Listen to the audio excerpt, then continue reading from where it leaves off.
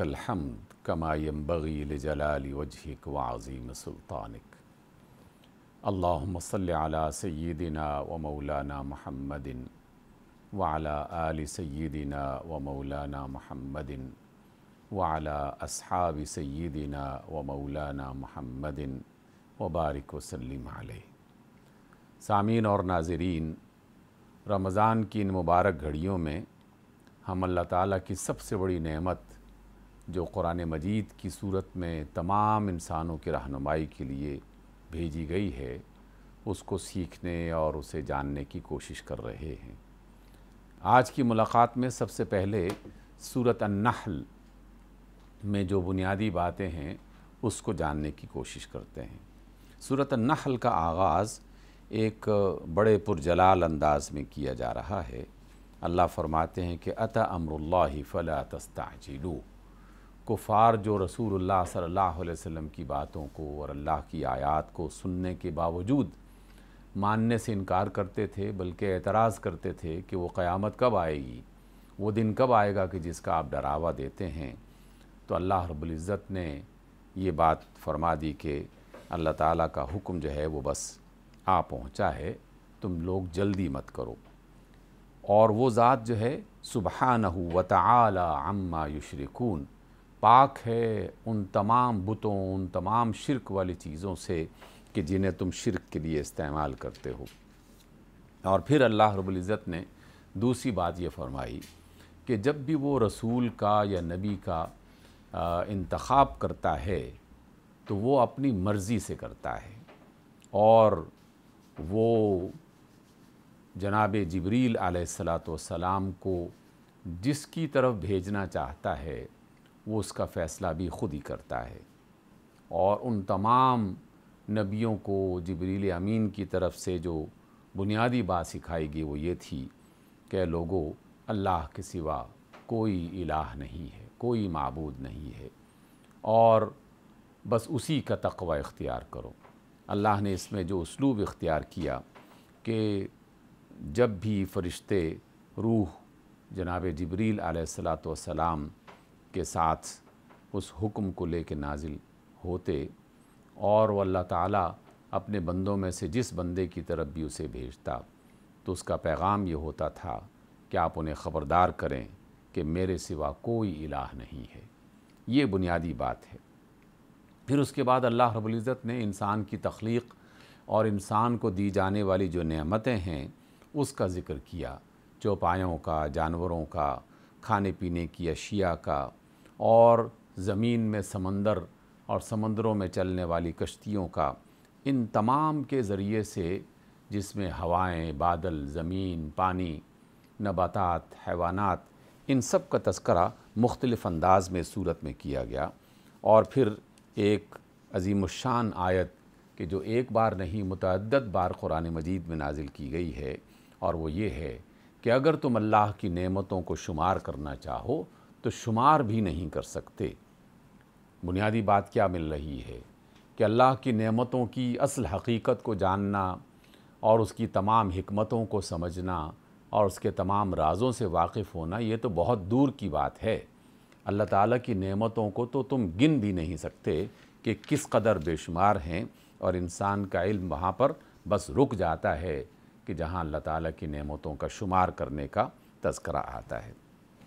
پھر اللہ رب العزت نے یہ بھی تنبیہ فرمائی کہ لوگوں، تم دنیا میں کچھ مال و متاع حاصل کرنے کے لیے اللہ کے رسول کی بات کا انکار کر دیتے ہو، اور بعض اوقات جو ذرا سی تکلیف دین کی راہ میں اور اسلام کی راہ میں آتی ہے اس سے بچنے کے لیے تم اس کا انکار کر دیتے ہو۔ لیکن تمہیں جان لینا چاہیے کہ جو لوگ دنیا میں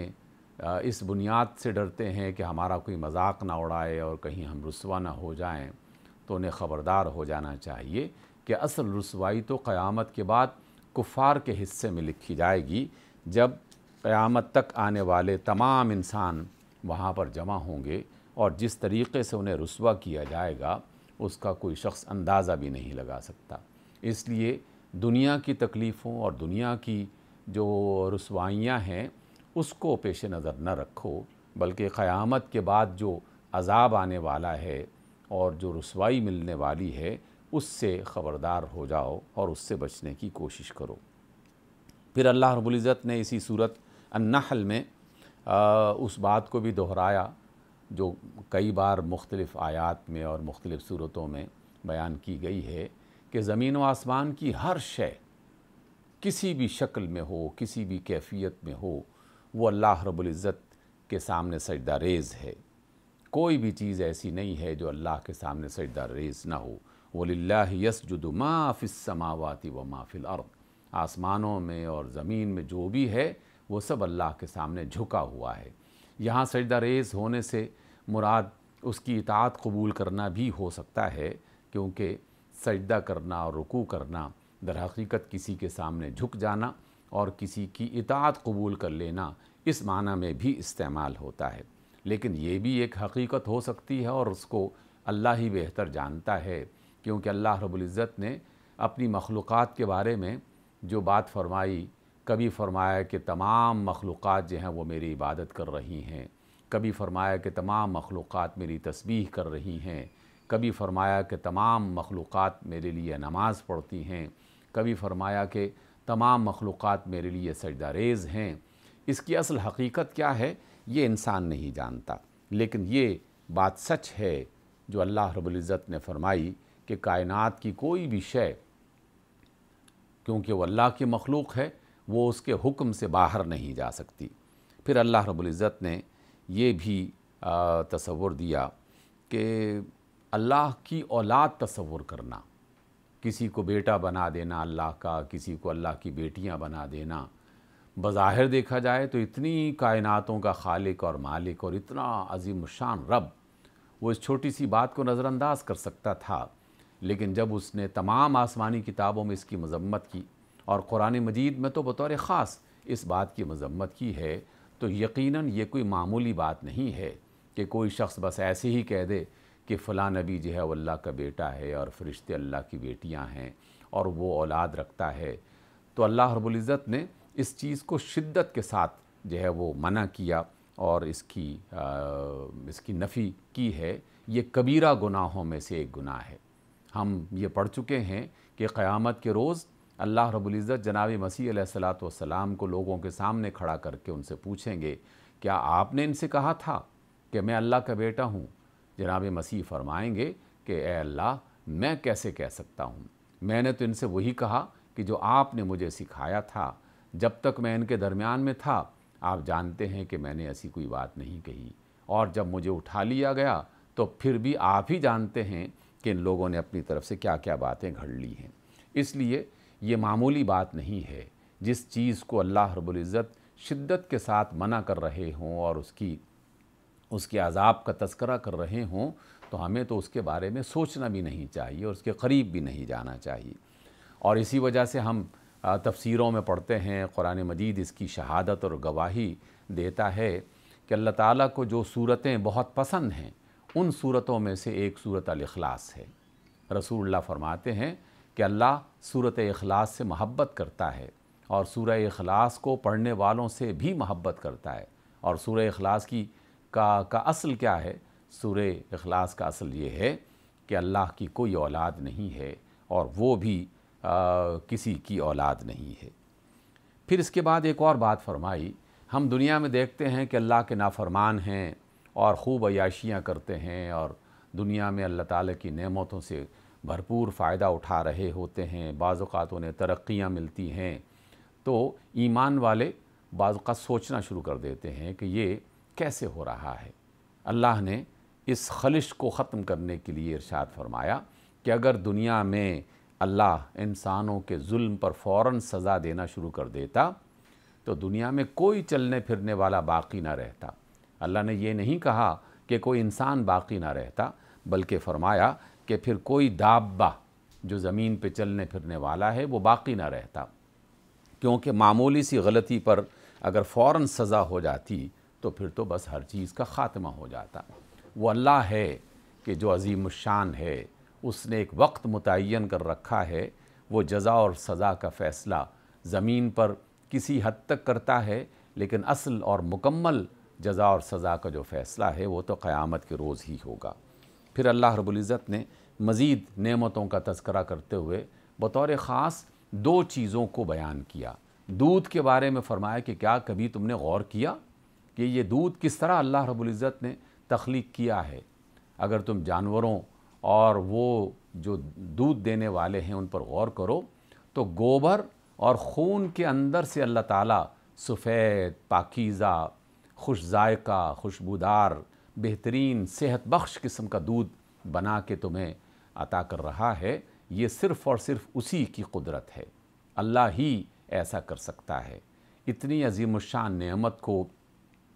تمہیں جب پہنچایا جا رہا ہے اور تم تک وہ پہنچائی جا رہی ہے تو اس کے باوجود تم اللہ تعالیٰ کا شکر نہیں بجا لاتے اور اس کو تسلیم کرنے سے انکار کرتے ہو۔ پھر شہد کا تذکرہ کیا اور شہد کی مکھی کا، اور بڑے ہی اچھوتے انداز میں اس کو بیان کیا ہے کہ ہم نے شہد کی مکھی کو وحی کی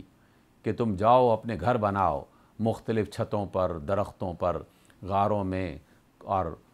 کوہوں میں، اور ان میں جا کے تم اپنے شہد بناؤ اور ان راستوں پر چلو کہ جن راستوں کی تمہیں رہنمائی دی گئی ہے، اور مختلف پھلوں سے جو بھی وہ نیکٹر حاصل کرتی ہیں مکھیاں، اللہ تعالیٰ نے انہیں یہ فن بھی سکھایا، اور پھر اس کڑوے نیکٹر سے اور مختلف پھلوں کے جو بھی ذرات ہیں ان سے وہ میٹھا شہد بنا کے انسانوں کے لیے اور دیگر مخلوقات کے لیے دنیا میں پیش کر رہی ہیں۔ تو اللہ تعالیٰ نے اس پر بھی غور کرنے کی دعوت دی ہے، اور یہ بات بھی ایک حقیقت ہے کہ اللہ نے جن نعمتوں کا بطور خاص ذکر کیا دنیا میں بھی اور جنت میں بھی، اس میں دودھ، شہد اور پانی اور اس کے علاوہ دیگر جو پھل ہیں ان کا ذکر کیا ہے۔ اللہ رب العزت کی ان باتوں کو در حقیقت بیان کرنے کا مقصد یہی ہے کہ جب اس کی نعمتیں استعمال کر رہے ہو تو پھر اسے مانو بھی اور اس کا شکر بھی ادا کرو۔ پھر اللہ رب العزت نے سورۃ النحل میں ایک ایسی آیت ہمیں عطا کی ہے جس کو رسول اللہ صلی اللہ علیہ وسلم اکثر خطبات میں پڑھا کرتے تھے، اور بے شمار خطبات ایسے ہیں کہ جن کا اختتام یا جن کے درمیان میں اللہ کے رسول صلی اللہ علیہ وسلم اس آیت کو بیان کیا کرتے تھے۔ اس میں وہ بنیادی تعلیمات ہیں کہ جو اس قرآن مجید کے خلاصے کے طور پر پیش کی جا سکتی ہیں۔ اللہ فرماتے کہ ان اللہ یأمر بالعدل والاحسان، اللہ عدل کا حکم دیتا ہے اور بھلائی کا اور کاموں کو اچھے طریقے سے کرنے کا حکم دیتا ہے۔ وَإِيتَاءِ ذِي الْقُرْبَى، قرابت داروں کا حق ادا کرنے اور ان کے ساتھ حسن سلوک کی تعلیم دیتا ہے اور ان کو دینے کا حکم دیتا ہے۔ وَيَنْهَى عَنِ الْفَحْشَاءِ، اور فحش کاموں سے منع کرتا ہے، وَالْمُنْكَرِ، اور برے کاموں سے، وَالْبَغْيِ، اور سرکشی سے منع کرتا ہے۔ یعظکم لعلکم تذکرون، اللہ تمہیں نصیحت کرتا ہے تاکہ تم ہو سکتا ہے کہ اس کی بنیاد پر نصیحت حاصل کر سکو۔ پھر اللہ رب العزت نے فرمایا کہ تمہیں وعدے کا پاس کرنا چاہیے، جب بھی کوئی وعدہ کرو اور کوئی معاہدہ کرو تو اس معاہدے کو پورا کیا کرو اور اس کو وفا کیا کرو۔ پھر اللہ رب العزت نے کچھ غلطیوں کی طرف بھی اشارہ فرمایا، جن میں سے ایک یہ تھی جس کا ذکر کئی بار کیا گیا ہے، اور یقیناً یہ خرابی ہر دور میں موجود رہی ہے کہ تھوڑے سے مفاد کو حاصل کرنے کے لیے علماء نے، اہل دانش نے اللہ کی باتوں کو اور رسول کی باتوں کو تبدیل کر دیا، یا اس کو خلط ملط کر دیا، یا اس کو غلط معانی اس کو پہنا دیے، جس کی وجہ سے انہیں تھوڑا فائدہ تو مل گیا لیکن حقیقت میں اللہ کی طرف سے عذاب اور رسوائی کا حقدار بن گئے۔ اس گناہ سے بچنے کے لیے اللہ تعالیٰ نے تلقین فرمائی ہے۔ پھر ایک اور بات قرآن مجید کے حوالے سے بتائی گئی اور کہا کہ جب بھی تم قرآن پڑھو تو قرآن کی تلاوت سے پہلے اعوذ باللہ من الشیطان الرجیم یہ پڑھا کرو، اور اسی وجہ سے فقہاء کا، علماء کا یہ اتفاق ہے کہ قرآن کی تلاوت سے پہلے اعوذ باللہ پڑھنا یہ واجب ہے۔ بسم اللہ الرحمن الرحیم پڑھنا یہ سنت ہے اور برکت کا باعث ہے۔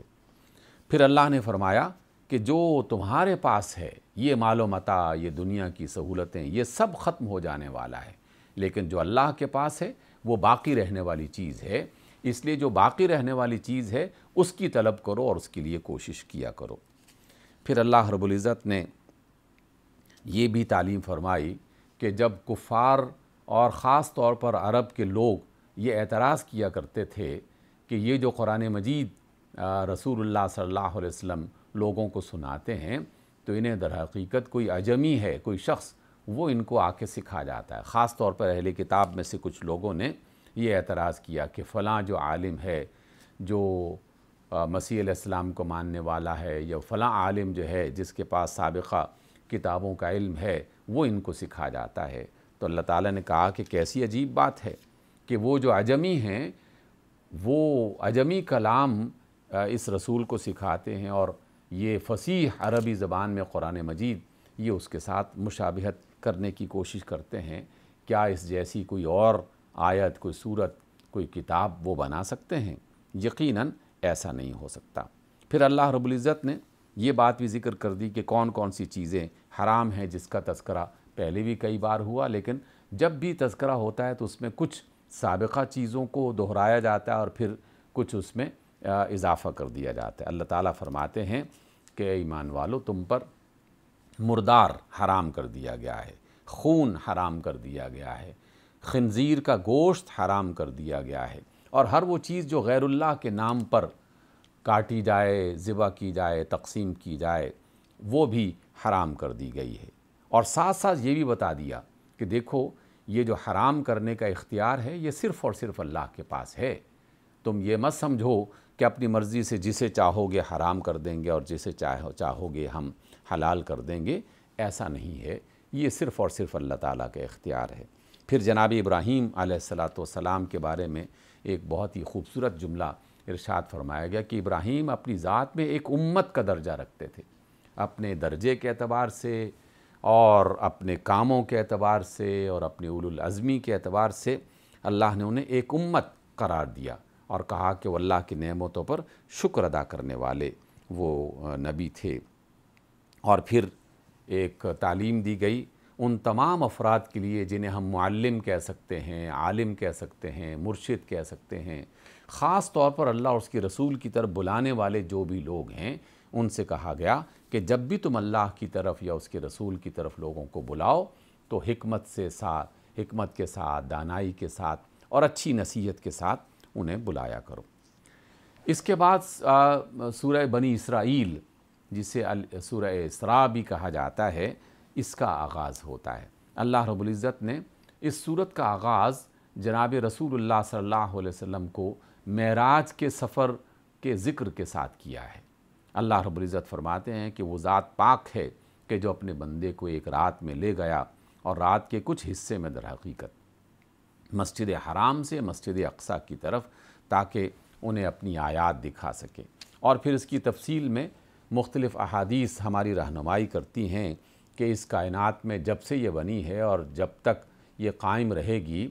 किसी इंसान को ये पहली बार ऐसा हुआ कि अल्लाह रब्बुल इज़्ज़त ने उन्हें वो मकाम और मर्तबा अता किया कि पहले मस्जिद हराम से मस्जिद अक़सा का सफ़र, फिर मस्जिद अक़सा से आसमानों का सफ़र, और फिर अल्लाह के हुज़ूर रसूलुल्लाह सल्लल्लाहु अलैहि वसल्लम का पहुँचना, और अल्लाह ताला की तालीमात को और अल्लाह ताला की हिदायत को बराह रास्त अल्लाह की ज़बान से और अल्लाह की आवाज़ में सुनकर सीख कर दुनिया में वापस आना, उस अज़ीमुश्शान बात का तज़किरा किया जाता है। फिर एक और बात फरमा दी गई और कहा कि अगर तुम कोई अच्छा करोगे, कोई बेहतर काम करोगे, तो ये मत समझना कि तुमने किसी पर एहसान किया है। जो भी अच्छा करोगे इसका फ़ायदा तुम्हें ही होगा, और अगर तुमने कोई बुराई की, कोई गलती इख्तियार की, तो फिर उसकी सज़ा भी तुम्हीं को भुगतना पड़ेगी। इस एतबार से तुम्हें हर काम का ज़िम्मेदार खुद होना होगा। अच्छे का बदला अच्छा होगा और बुरे का बदला बुरा होगा। कुरान मजीद के हवाले से ये बात इरशाद फरमाई कि ये कुरान जो है, इसमें जो तालीम है वो सबसे बेहतर है, सबसे बेहतर है। यानी दुनिया में जितने भी फ़लसफ़े, जितने भी नज़रियात, जितनी भी तालीमात हैं, उन सबसे बेहतर इस कुरान मजीद की तालीमात हैं। फिर अल्लाह फरमाते हैं कि हमने तो तुम तक पैगाम पहुँचा दिया। अब जो भी तुम दुनिया में कर रहे हो, तो दर हकीकत हम तुम्हारी हर बात को लिख रहे हैं,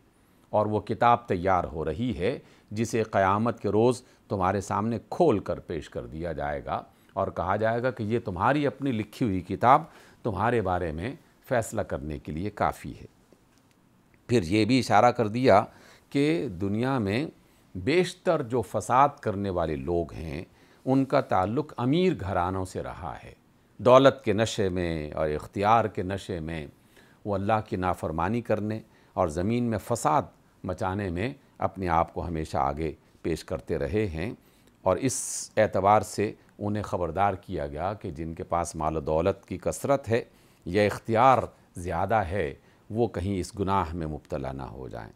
پھر ایک اور خوبصورت بات ارشاد فرمائی گئی کہ دنیا میں بہت سے لوگ ہیں جو محض دنیا کی نعمتیں طلب کرتے ہیں، اور کچھ لوگ ہیں جو آخرت طلب کرتے ہیں۔ حقیقت میں سب سے بہتر دعا یہ ہے جو اللہ کے رسول صلی اللہ علیہ وسلم نے سکھائی، جو قرآن مجید میں بیان کی گئی ہے، ربنا آتنا فی الدنیا حسنہ وفی الآخرۃ حسنہ وقنا عذاب النار، کہ ہمارے رب ہمیں دنیا میں بھی بہتری عطا فرما اور آخرت میں بھی بہتری عطا فرما اور ہمیں آگ کے عذاب سے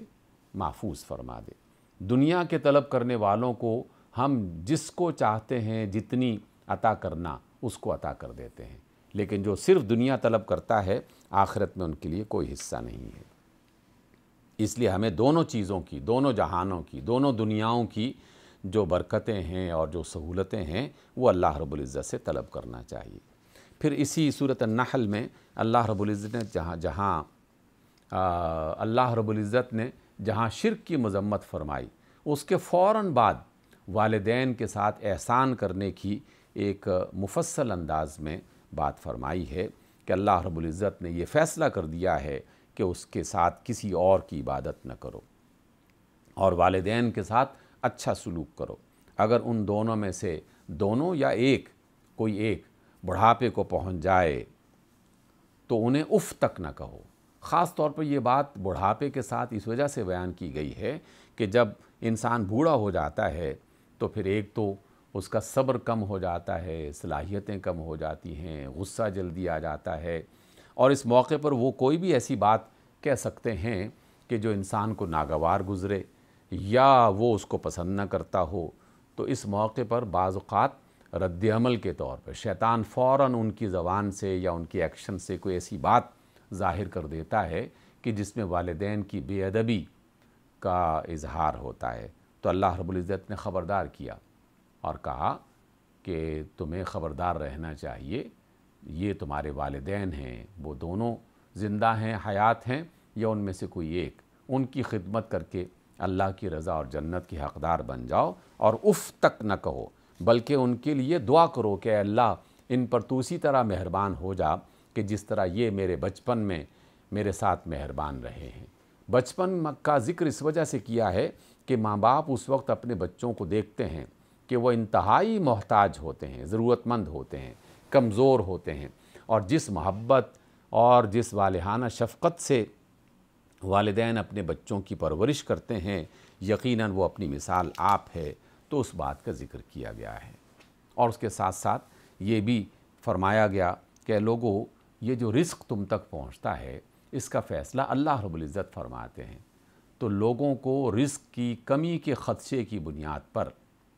یہ تعلیم دی گئی کہ رزق کی کمی کی خدشے کی بنیاد پر تمہیں اپنی اولاد کو قتل نہیں کرنا چاہیے۔ آج بھی بعض اوقات یہ واویلا کیا جاتا ہے کہ آبادی بڑھ گئی تو پھر رزق کہاں سے آئے گا۔ حقیقت میں جو رزق حاصل کرنے کے ذرائع اور اس کے تقسیم کرنے کے اصول اور ضابطے ہیں، ہم انہیں نہیں اپناتے، ظلم اور زیادتی اور فساد اور قتل و غارت گری اور بے انصافی اس کو اختیار کرتے ہیں، جس کی وجہ سے کچھ لوگ امیر سے امیر تر ہوتے چلے جاتے ہیں اور کچھ غریب سے غریب تر، اور پھر الزام جو ہے وہ کسی اور انداز میں کسی اور پر لگانے کی کوشش کی جاتی ہے۔ اللہ فرماتے ہیں کہ رزق ہم مہیا کرتے ہیں، اور جس طرح تمہیں رزق مل رہا ہے تمہاری اولاد کو بھی ملے گا۔ تمام فقہا نے قرآن مجید کی اس آیت کو اور اس سے ملتی جلتی دیگر آیات کو سامنے رکھتے ہوئے دو باتیں تعلیم کی ہیں۔ پہلی بات یہ ہے کہ جب بھی کوئی بچہ وجود میں آنا شروع ہو جائے اور اس کیفیت میں چلا جائے کہ اس میں جان پڑ گئی ہے، تب وہ اللہ تعالیٰ کی مخلوق ہے، اس کو کسی صورت میں قتل کرنے کی اجازت نہیں ہے۔ پھر اس کے ساتھ ساتھ کچھ اور برائیوں کا ذکر کیا گیا کہ جس کو حرام قرار دیا ہے۔ اولاد کو قتل کرنے کا ذکر کیا، بدکاری اور زنا سے منع کیا گیا، یہ حرام ہے، یہ گناہوں میں سے ہے۔ کسی کو بھی قتل کرنا، کسی بھی انسانی جان کو قتل کرنا، اس کے بارے میں کہا گیا کہ یہ حرام ہے۔ یتیم کے مال کو کھانا، کسی معاہدے اور بد عہدی جو ہے وہ معاہدے کے بارے میں بد عہدی اختیار کرنا اور اس کو پورا نہ کرنا، ماپ تول میں کمی بیشی کرنا اور ماپ تول میں انصاف سے کام لینا نہ لینا، ان تمام چیزوں کو منع کیا گیا ہے۔ تو اللہ رب العزت نے ان تمام گناہوں سے ہمیں منع اس بنیاد پر کیا کہ یہ زمین میں فساد کا ذریعہ بنتے ہیں اور خرابی کی بنیاد پڑتے ہیں۔ پھر اللہ رب العزت نے اس سورہ بنی اسرائیل میں یہ بات بھی ارشاد فرما دی کہ ہم نے اس قرآن میں ہر چیز کو بیان کر دیا ہے تاکہ وہ نصیحت حاصل کر سکیں، اور جب بھی کوئی شخص غور کرتا ہے تو پھر یقیناً اللہ رب العزت کی طرف سے اسے رہنمائی ملتی ہے۔ اور پھر ساتھ ساتھ یہ بھی فرما دیا کہ جس کا علم نہ ہو تو پھر اس کے پیچھے نہ پڑو، کیونکہ یہ جو کان، آنکھیں، دل